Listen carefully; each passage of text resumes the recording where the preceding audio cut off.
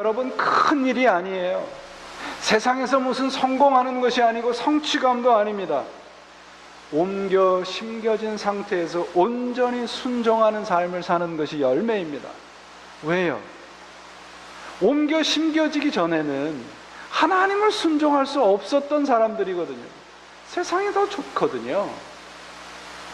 이 무더운 날씨에 여러분 부채질 해가시면서 예배를 드리는 이 상태를 뭐라고 설명을 하실 거예요?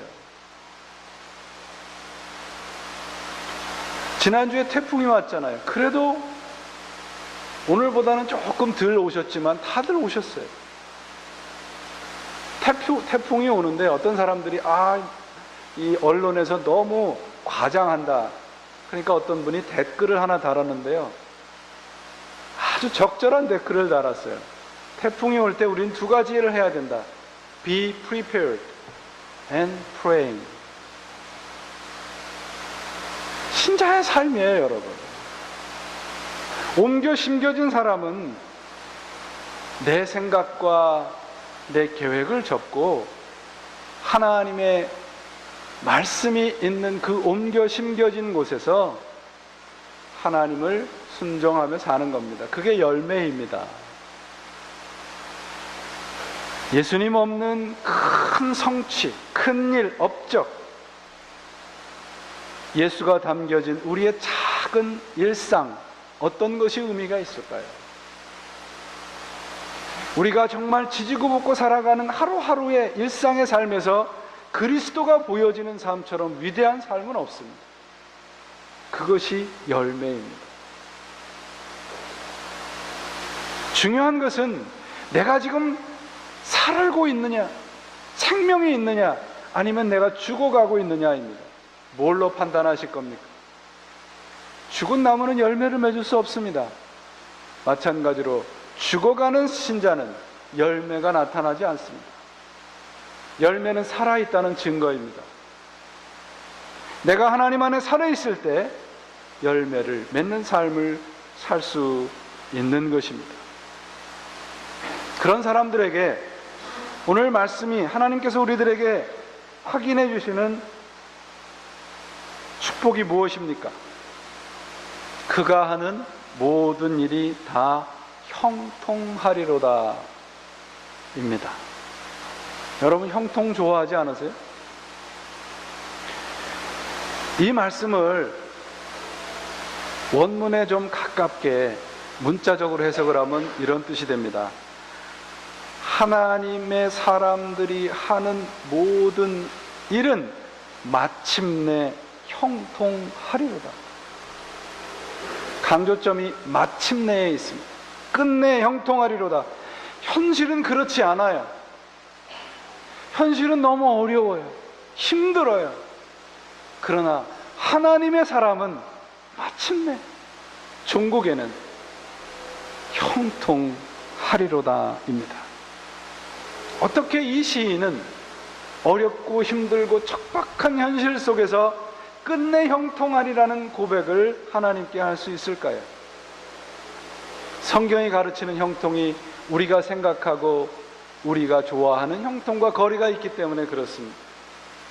형통은 세상의 성공이 아닙니다. 형통은 편안함이나 안락함도 아닙니다. 형통은 하나님 안에 사는 삶입니다.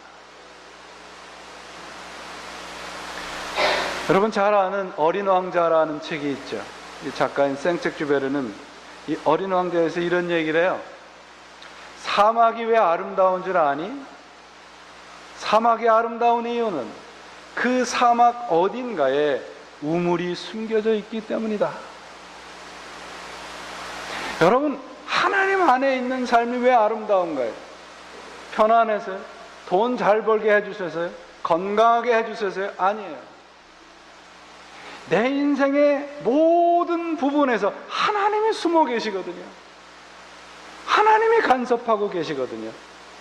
하나님이 우리와 함께 계시거든요. 그래서 우리의 인생은 결코 망하지 않을 것입니다. 우리의 인생은 마침내 형통할 것입니다. 환경과 조건에 상관없습니다. 내가 하나님 안에 있는 한 우리의 인생은 결코 실패로 끝나지 않을 것입니다. 형통할 것입니다. 또 하나의 작가를 얘기를 할까요? 러시아의 대문호인 토스토옙스키라는 작가가 있죠. 이 작가는 잘 알다시피 사형 선고를 받았던 사람입니다. 사형을 집행하는 그 마지막 순간에 극적으로 살아나서 그가 10년 동안 시베리아로 유배 생활을 떠납니다. 그 유배 생활을 떠나는 토스토옙스키의 손에 어떤 사람이 신약 성경을 쥐어줘요. 10년 동안 그는 신약 성경에 묻혀 삽니다. 그리고 이런 고백을 합니다. 그리스도보다 아름답고 심오하고 사랑이 넘치는 완전한 분은 없습니다. 설령 어떤 사람이 나에게 완벽한 증거를 들이대면서 그리스도가 진리가 아니라고 이야기를 할지라도 나는 그 사람이 말하는 진리를 택하기보다는 내가 만난 그리스도와 더불어 내 인생을 마칠 것입니다. 이게 형통한 삶입니다, 여러분. 그분의 작품을 보면 그래서 모든 근거가 성경이잖아요. 하나님 말씀 안에 사는 삶이 이 세상에 대부분의 사람들이 말하는 세상적인 형통보다 더 복되다는 고백입니다. 우리 신자들은 고백할 수밖에 없습니다. 내가 주야로 하나님 말씀 안에 살고 있다는 그 사실, 그 믿음이 형통이며 결국 승리할 것이라고 고백합니다. 말씀 안에 사는 삶이 형통이며 축복입니다, 여러분. 하나님의 사람의 복은 인간적인 성공이나 번영이 아니라 하나님 안에 거하는 것이며 그분의 뜻을 따라 그분의 말씀을 우리의 일상에서 살아내는 삶입니다. 사도 바울이 뭐라고 고백합니까? 우리가 알거니와 하나님을 사랑하는 자, 곧 그 뜻대로 부르심을 입은 자들에게는 모든 것이 합력하여 선을 이루느니라. 바울의 이 고백은 바로 시편 1편의 시인의 고백입니다. 모든 것이 마침내 형통하리로다. 누구와요? 그리스도 안에 있는 사람들이. 그렇지 않은 사람들은 악인은 어떻다는 겁니까? 바람에 나는 겨와 같대. 어디로 날아가 떨어질지 모릅니다. 나는 아니라고 외쳐도 바람에 둥둥 떠나니다가 언제 어떻게 될지 모르는 존재가 하나님 없이 사는 사람들입니다. 그 사람들이 이 세상에서 떵떵거리고 산다고 뭘 부러워할 것이 있습니까? 결국은 바람에 나는 겨처럼 어떻게 될지도 모르는 존재들인데요. 하나님 안에 있는 사람들은 어떤 사람들입니까? 하나님이 인정하는 사람들입니다. 오늘 본문에 하나님께서 인정하신다고 되어 있죠? 인정한다는 말은 히브리 단어의 야다라는 단어입니다. 안다는 뜻이에요. 안다는 뜻은 머리로 안다는 것이 아니라 남과 여가 성행위까지 하는 가장 친밀한 관계를 말하는 단어입니다.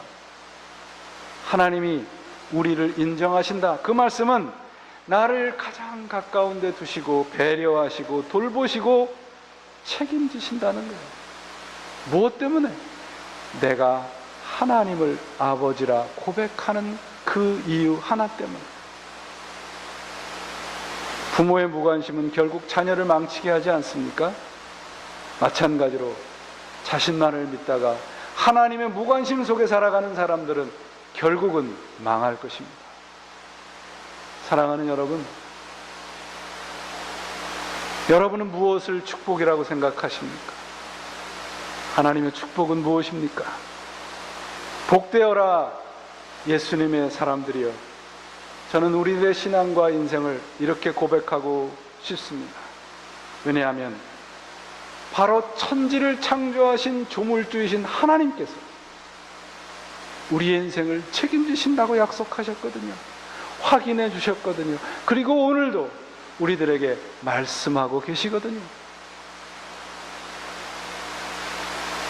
여러분, 이 믿음으로 우리의 인생이 그분 안에서 풍성한 삶을 사시기를 바랍니다.